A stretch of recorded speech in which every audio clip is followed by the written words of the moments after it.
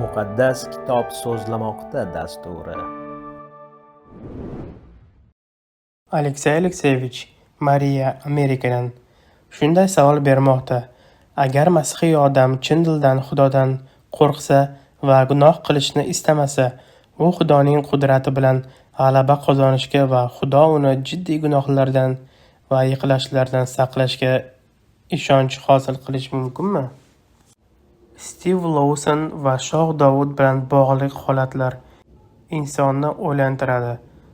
Xudo vasvasani to'sib qo'yishga va xato bu vasvasa unga yaqinlashmasligiga yoki bunday vaziyat yuzaga kelmasligiga qodir ekan-ku.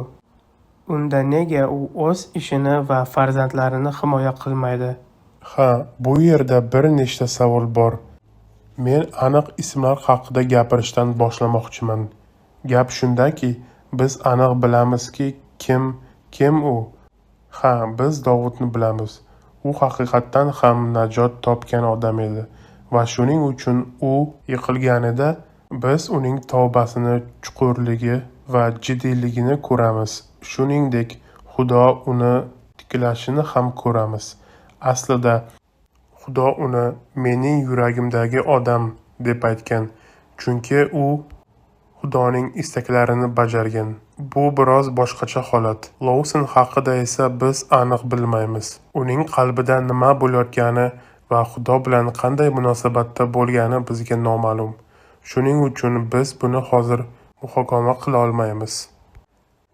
Ammo agar iymonli kishining hayot jarayoni haqida gapiradigan bo'lsak, bu ayol aytilgan himoya bizda juda qiziqarli tarzda ishlaydi. 1-Yuhanna maktubining 3-bobida 9-oyatda Masih tomonidan najot topilgan odamning yangi tug'ilishlarning natijalaridan biri haqida gapiriladi. Bu yerda shunday yozilgan: Xudodan tug'ilgan har bir kishi gunoh qilmaydi, chunki uning urug'i, ya'ni Xudoning urug'i unda qoladi va u gunoh qila olmaydi, chunki Xudodan tug'ilgan. Va mana bu gunohdan himoya qilish degandir. Biz Iso Masihdan olgan yangi hayotimiz uchun o'z ichiga olgan. Va bu yangi hayot gunohni yoqtirmaydi.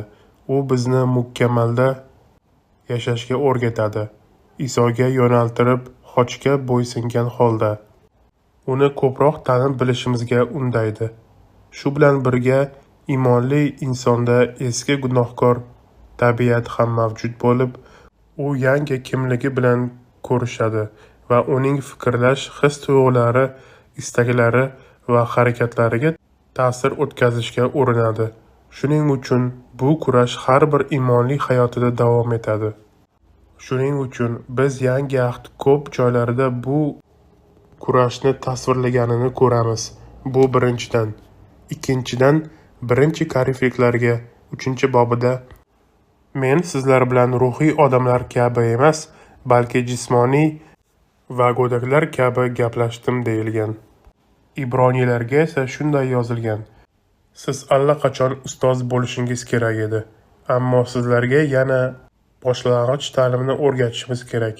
Demak, bu shuni anglatadiki, iymonli odamlar o'zlarini xudojo'ylikka mashq qilish yoki qilmasliklariga qarab gunoh ustidan ko'proq yoki kamroq g'alaba qozonadilar.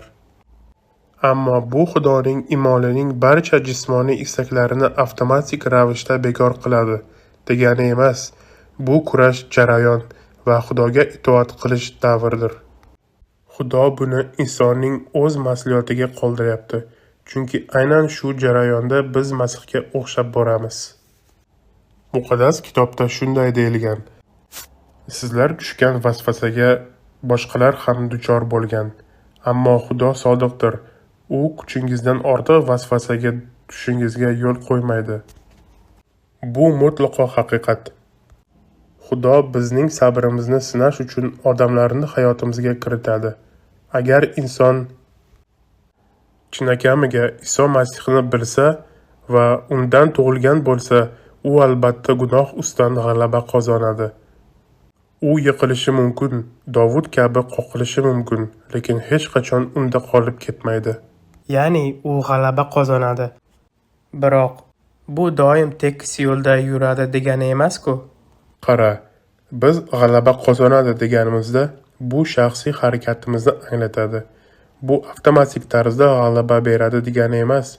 Yo'q, Xudo kuch beradi. Shunda biz, sen va men faqatgina Iso Masihning kuchi bilan gunohni yengishimiz mumkin. Unga qarshi turib ustidan g'alaba qozonishimiz mumkin. Lekin bu sodir bo'lishi uchun biz shu kuchdan foydalanishimiz kerak. Unga qarab, Ha, unga qarab, uning kalomidan oziqlanib, Xudo jo'ylikka mashq qilib, uni tanib bilib va unda qolish lozim. va shunda bu kafolat bo'ladimi? Ha, va shunda g'alaba bo'ladi. Rahmat, Aleksey Alekseyevich. Xudoga shukr. Mariya, savolingiz uchun rahmat. Bu juda yaxshi savol edi. Umid qilamizki, Xudo sizga javob berdi. Do'stlar, kanalga obuna bo'ling, like bosing, biz uchun ibodat qiling va qo'llab-quvvatlang. Biz siz bilan hamkorlik qilganimizdan xursandmiz.